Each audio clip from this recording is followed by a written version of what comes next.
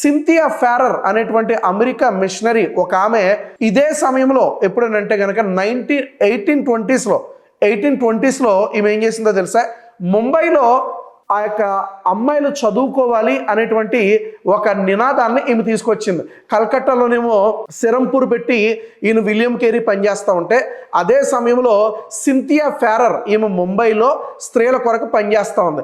అలాగే రాసా క్లోరిందా అనే ఆమె అదే సమయంలో తిరునల్వెల్లిలో ఈమె పనిచేస్తుంది. 17th 18th సెంచరీలో స్త్రీలు చదువుకోవాలనేటువంటి చట్టం రావడానికి వీరందరూ కూడా కృషి చేశారు. దీనికి గల కారణము క్రైస్తవ మిషనరీలే. అంతేకాదు చార్ల్స్ మీడ్ అనే ఆయన స్త్రీలు ఈరోజు జాకెట్లు వేసుకుంటున్నారంటే దళిత స్త్రీలు, ఈరోజు చాలామంది స్త్రీలు బ్రాహ్మణులు, క్షత్రియులు, వైశ్యులు కాకుండా స్త్రీలు ఎవరెవరైతే జాకెట్ వేసుకుంటున్నారో దాని కొరకు చార్ల్స్ మీడ్ అనే ఆయన పోరాడాడు. లండన్ వెళ్ళి అక్కడ పోరాడి ఇక్కడ చట్టాన్ని తీసుకుని వచ్చాడు. ఇలా చెప్పుకుంటూ పోతే హాస్పిటల్స్ కట్టారు మిషనరీలు, చదువుని వారు ఇచ్చారు. ఇలా చెప్పుకుంటూ వెళ్తే స్త్రీలని సతీ సహగమనం నుంచి కాపాడారు. ఇలా చెప్పుకుంటూ పోతే ఎన్నెన్నో ఈ యొక్క క్రైస్తవ మిషనరీలు భారతదేశానికి చేశారు.